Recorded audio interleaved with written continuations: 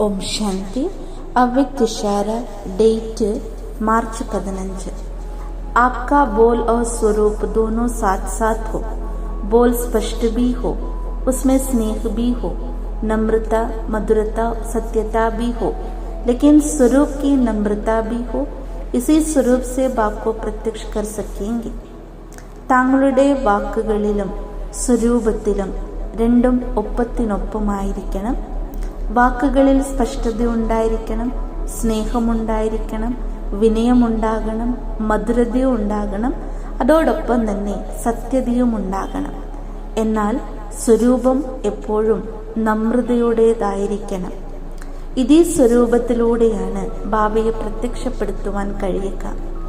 നിർഭയ ഹോ ലേക്കിൻ ബോൽ മര്യാദ കെ അന്തർ ഹോ.